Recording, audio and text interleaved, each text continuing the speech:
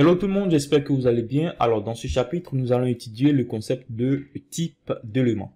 Ce que vous devez savoir, c'est que ici, on a véritablement un grand nombre d'éléments HTML. Ok. Par exemple, lorsque vous venez là, référence des éléments, constatez ici qu'on a au niveau des références un grand nombre d'éléments. Mais vous devez savoir que chacun de ces éléments est classé dans un type bien spécifique d'éléments. Donc on a le concept donc de type d'éléments. Alors, au niveau du HTML, on a deux principales familles, bien deux principaux types d'éléments. Les éléments de type inline et les éléments de type block. Donc, tous les éléments HTML, sans exception, sont soit des éléments de type inline, soit des éléments de type block. Et donc, capital pour nous de comprendre comment fonctionnent ces types d'éléments, ok, afin de pouvoir discerner à quelle famille ou du moins à quel type appartiennent nos différents éléments HTML. Comme vous vous en doutez, vous ne pouvez pas retenir tous ces éléments dans votre mémoire. Bon, c'est certainement possible, mais en tout cas, moi, je ne le fais pas. Ok, donc ça sera difficile pour vous de pouvoir détecter individuellement, hein, voilà, à quel type d'éléments donc les éléments HTML appartiennent, ou bien à quel type les éléments HTML appartiennent. C'est pour ça qu'il est important de savoir comment fonctionnent ces différents types, de sorte à pouvoir discerner systématiquement lorsque vous les utilisez, à pouvoir discerner justement à quel type d'éléments vos contenus ou bien vos éléments HTML appartiennent. Alors du coup ici, comme je le disais tantôt, on a les éléments de type inline, des éléments de type block. Pour comprendre ça, toujours on a notre petit fichier, je vais mettre un paragraphe. On va justement utiliser un élément pour comprendre comment ça fonctionne. Petite bordure de 2 pixels, solide et bleu. Alors, déjà, remarquez très bien ce qu'on va faire, parce qu'il y a des subtilités à détecter. Là, vous voyez que mon élément type P occupe toute la ligne. Même si par exemple, je ne mets qu'un point, ici, quelle que soit la taille du contenu de l'élément, il occupe toute la ligne. Même si ici, je ne mets aucun contenu, du moment où j'ai spécifié un P dans mon document, alors ce P occupe toute la ligne. C'est idem par exemple pour les H1, les éléments tels que H1. On a plein d'éléments qui se comportent comme ça, mais on va juste prendre quelques éléments comme exemple. Donc c'est ce que je disais, lorsque vous comprendrez comment fonctionnent ces différents types d'éléments, vous pourrez systématiquement détecter à quel type d'éléments ils appartiennent. Ok? Donc là, vous voyez ici effectivement que mon titre prend également toute la ligne. Ok? Par contre, si je fais ça et que j'utilise par exemple un lien et que je dis salut les gens, ensuite un strong par exemple,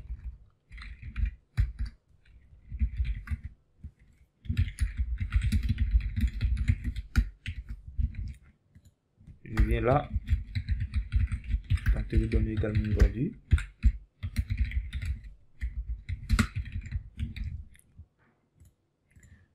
Alors, qu'est-ce que vous remarquez? À première vue, vous constatez justement que nos deux éléments se mettent côte à côte, donc se mettent tout dessus la même ligne. Ok? Voilà, donc ça c'est la première subtilité. Alors, vous devez savoir que les éléments tels que P, H1, H2, H3, div, UL et tout ça sont des éléments de type bloc. Donc, ils appartiennent au type d'éléments dit bloc. Ok? Tandis que les éléments de type, les éléments tels que le A, le strong, les EM, les marques, et ainsi de suite, sont des éléments de type inline. Donc, la première différence qu'on peut détecter entre les éléments de type inline et les éléments de type bloc, c'est que les éléments de type bloc occupent toute la ligne disponible et créent un retour à la ligne de sorte à ce que le prochain élément se mette à la ligne suivante. Ok? Même si le prochain élément, ou du moins l'élément qui suit un élément de type bloc est un élément de type inline ou un élément de type bloc, c'est toujours le même effet. Une fois qu'on a un élément de type bloc, carrément, il prend toute la ligne disponible et fait passer les éléments suivants à la prochaine ligne. D'accord? Tandis que les éléments de type inline sont ceux-là même qui occupent uniquement la partie disponible ou du moins la partie fournie par leur contenu. Donc, ils se mettent tous sur la même ligne jusqu'à ce qu'il n'y ait plus de ligne. Par exemple, si je fais ça et que je mets des tonnes et des tonnes d'éléments de A et ainsi que de strong, ce qui va se passer, c'est que ils vont tous se mettre sur la ligne jusqu'à ce qu'il n'y ait plus de place disponible au niveau de la ligne. Ce qui n'est pas le cas pour les éléments de type P ou les éléments tels que P ou les éléments H1. Eux, ils occupent systématiquement toute la ligne disponible. Ok? Voilà, donc c'est la première subtilité, voilà, qu'on peut remarquer au niveau des éléments de type inline et des éléments de type bloc. Donc c'est la première différence. en termes d'espacement. Pour comprendre un tant soit peu tout ce qui se passe en termes de différence entre ces différents éléments, je vous recommande de venir lire par exemple ça. Alors, tout en bas, on donne un aperçu de ça, de ce concept de type d'élément au niveau de l'article du modèle des boîtes. Alors, vous voyez ici déjà qu'on nous parle de ces deux types d'éléments, les éléments en ligne, donc inline, et les éléments bloc, donc en bloc. Alors, ici, regardez un peu les caractéristiques des éléments de type bloc. Premièrement, on dit que la boîte s'étend sur toute la largeur disponible, la boîte occupe sa propre nouvelle ligne et crée un retour à la ligne, faisant ainsi passer donc les éléments suivant la ligne d'après. C'est ce que je vous disais tantôt. Le P et le H1 ici ont occupé carrément toute la ligne. Ok? On peut dire que les éléments de type bloc sont un tout petit peu égoïstes. D'accord? Voilà. Alors, tandis que ici, ils ont occupé toute la ligne, ils ont créé un retour à la ligne de sorte que les éléments suivants, justement, viennent se placer sur la prochaine ligne. C'est ce qu'on nous dit ici. Mais ce qui est intéressant, c'est que ces éléments aussi sont dimensionnables. Ça veut dire que si j'applique, par exemple, une taille de 500 pixels, vous allez voir ici que, justement, les éléments donc vont être dimensionnés et vont prendre 500 pixels. Donc, s'ils prennent par défaut toute la ligne, ils sont effectivement dimensionnables et les propriétés telles que 8 et 8 vont s'appliquer. Par exemple, je dis 8 ici quand je dis 100 pixels. Ok? Voilà, vous voyez que ici, la boîte va prendre 100 pixels de hauteur, comme vous le constatez là. Donc, je vais enlever ça parce que ça n'est pas très visuel. Donc, ça, c'est l'une des particularités aussi des éléments de type bloc. Ils sont dimensionnables. Si je mets par exemple une padding de 15 pixels, une marge de 20 pixels, vous allez voir ici que justement, hein, voilà, ces propriétés-là vont s'appliquer correctement. Les marges intérieures, notamment les paddings, vont créer justement un espace interne. Et les marges extérieures pour les quatre côtés, donc le haut, le bas, la gauche et la droite, vont créer justement aussi voilà, donc un espace. Donc un peu comme un petit bouclier autour de notre élément, de sorte à repousser donc les éléments qui sont juste à côté. D'accord? Alors ici, ce qui se passe c'est quoi?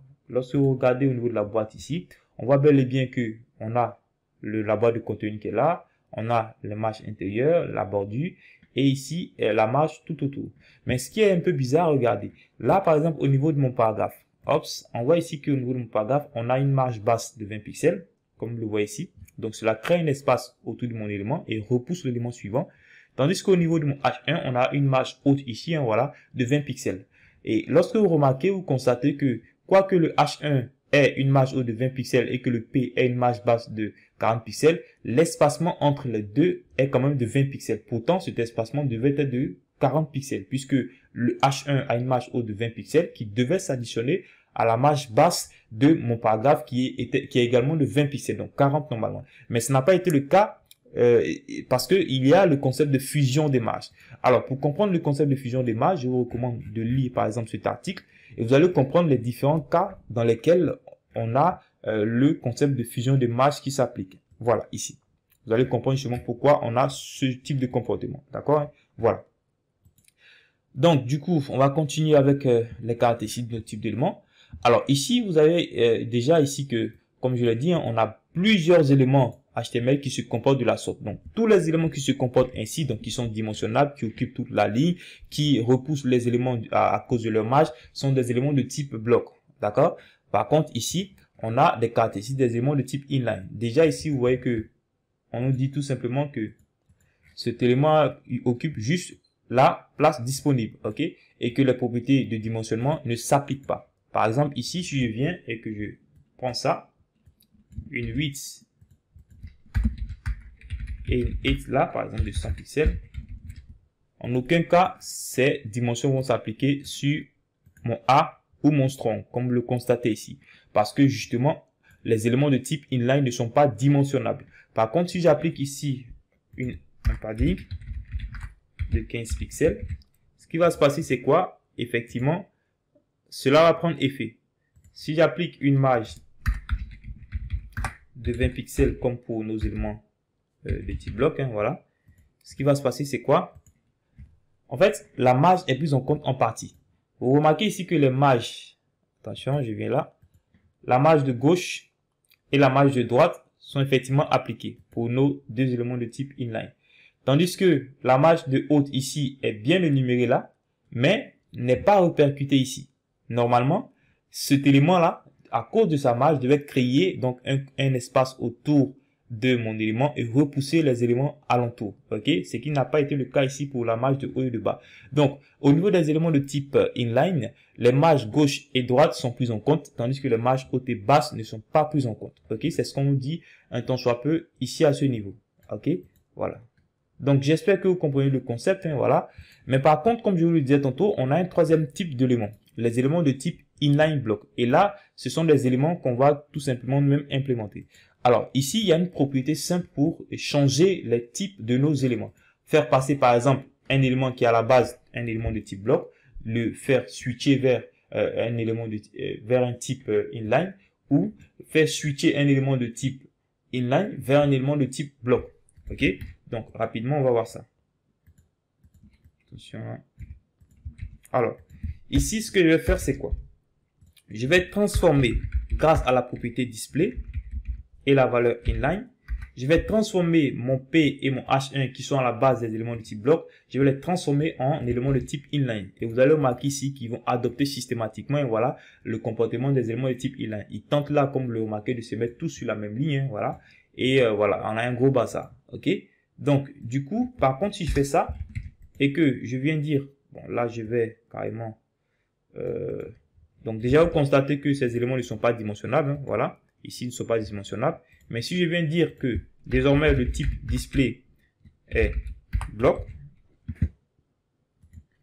ops, mes deux éléments vont se comporter comme des éléments de type bloc. Donc, ils vont être dimensionnables, les marges hautes et basses vont s'appliquer normalement, les marges intérieures vont être prises en compte. Si par exemple, j'enlève ici les dimensions, vous allez voir qu'ils vont effectivement prendre toute la ligne disponible, hein, et créer un retour à la ligne pour les prochains éléments. D'accord? Voilà, donc grâce à la propriété display, qui est une puissante propriété, on peut justement changer les types de nos éléments. Comme je le disais tantôt, on a un autre élément dit de type inline block qui va un temps soit peu fusionner les deux caractéristiques. D'une part, ici par exemple, je vais dire que là, mon élément, je vais carrément enlever ça d'abord.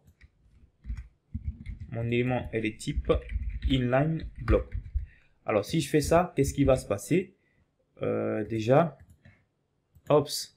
Remarquez ici que on a le comportement par défaut de notre élément de type inline. Donc, on a l'impression justement, hein, qu'il occupe justement la place disponible au niveau de son contenu et qui se met tous sur la même ligne. Mais la particularité, c'est que désormais, grâce au type inline block, on pourra dimensionner nos éléments.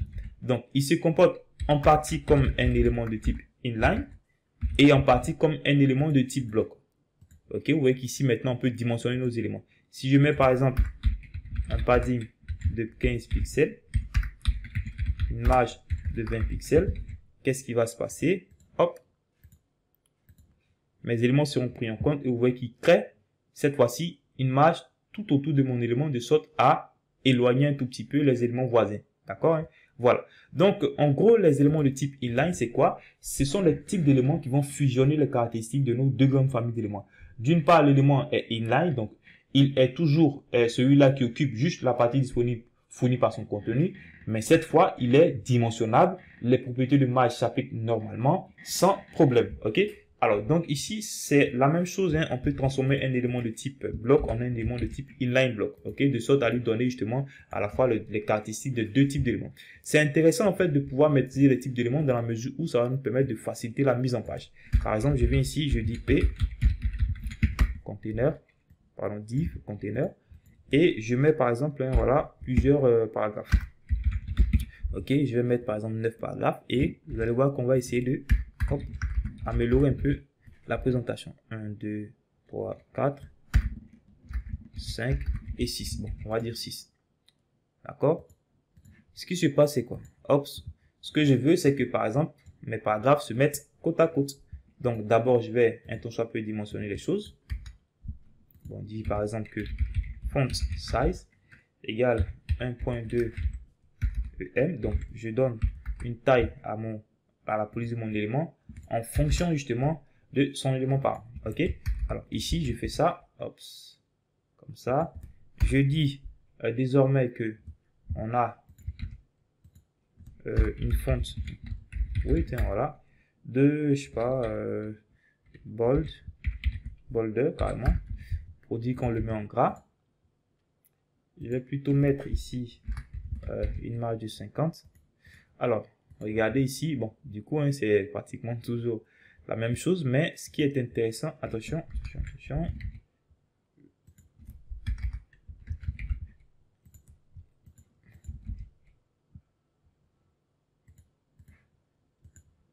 Voilà. Là, ici, ce que je vais faire,